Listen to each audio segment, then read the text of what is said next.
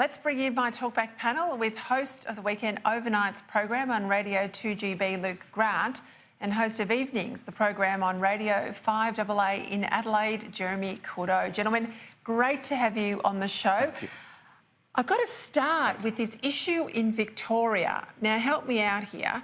It seems like the big deep state of Daniel Andrews now wants to know via your mobile phone data, Jeremy, exactly where you go, what train stations you're on, what street corners you cross, all in the name, they say, of making their transport networks work better. But I just think this is a big invasion of privacy.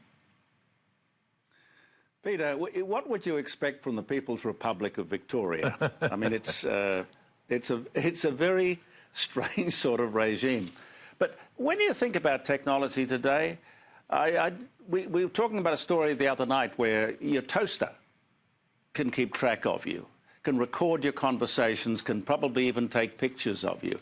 If you imagine that your mobile phone with that technology isn't able to track you precisely, to monitor you, to do absolutely everything to invade your privacy, you're incredibly naive. That's what technology is about. But no, I get that, but I don't want it sitting on some bureaucrat's desk, and I don't want it available to anyone else in other parts of the Victorian government who might say, just say you're going through a court case with your spouse. Just say you've been skiving off from work, let's say. All these other things that people have done where their privacy will now be invaded because someone can reach down into their phone data and say, at 2:15 in the afternoon, Luke Grant, you were not at your desk, and see you later, you're gone. Yeah, it's bizarre, isn't it? I mean, you kind of wonder, what did they do before there was a mobile phone? Did two people go for a walk and, decide, gee, that was a good place to go? Let's build a train line, or let's put a tram in here. And, the other thing really important here, apart from the issue that Jeremy raises, we know the government normally doesn't spend money very well. So any extra information that enables them to spend money better is a good thing. But you've got to, I think, A, opt in, and B, be guaranteed that it only goes, if you're going to provide data, to that exact area. And you're right, Peter, you don't want any department within the Victorian government to have access to whatever I'm doing or you're doing. It's just wrong. If the focus is the ability to get government to spend money more wisely, then you beauty. But people have to give their permission, and it can only be for that. And I just wonder what we used to do in the old days. I mean, how do we get roads? How do we get, bus routes and the other things? Was it guesswork? Yeah, isn't it funny? How do we ever go out to dinner and actually have a conversation around the dinner table? Exactly. I sit watching people at restaurants, husband, wife and the kids, they're all sitting there on their tablets. Stay at home, save yourself the cost. Have a bowl of soup on your phones rather than in a restaurant. Yeah. Jeremy, I'm interested, obviously Adelaide is ground zero for high power prices. You went from some of the cheapest power prices in the world over the last 10 years to some of the most expensive. Now, on the 1st of July, this new default market offer came in. So yesterday, we're supposed to have prices come down. I've listened to a lot of talk back around the country over the last 24 hours. And I tell you what, the number one issue still is power prices. It's a cold winter, but it's also gas prices. And gas is a big issue in South Australia, isn't it, Jeremy?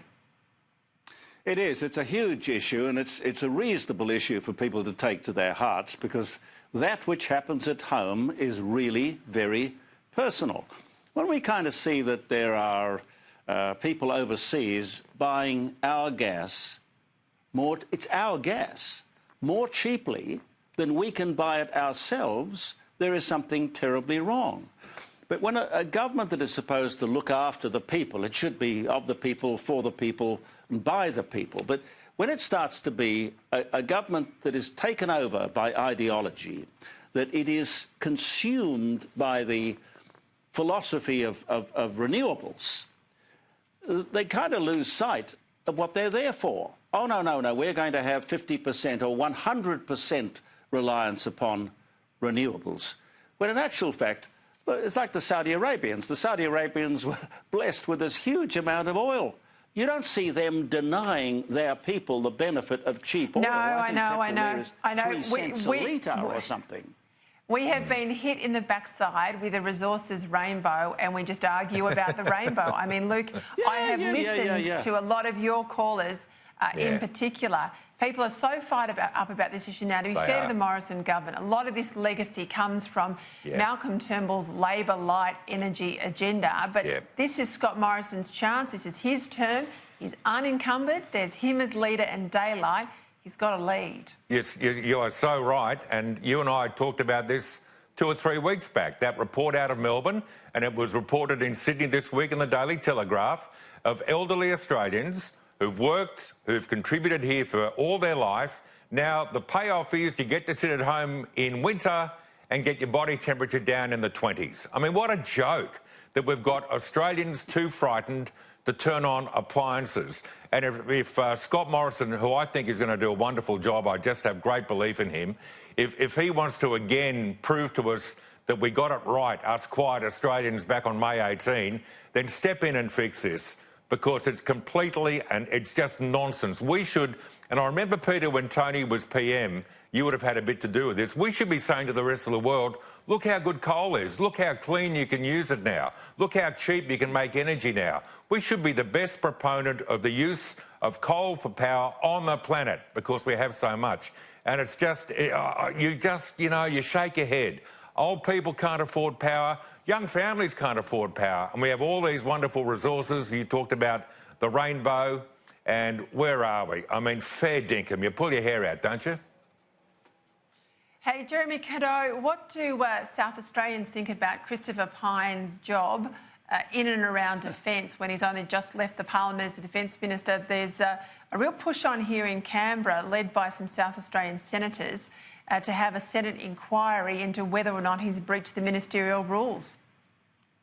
Yeah, well, this came up on the show the other night. My feeling on it was basically he's a young man. He's done a great deal of service. I think 25, maybe 26 years. 25. In Parliament. And he's got a career in front of him which will take him God knows where.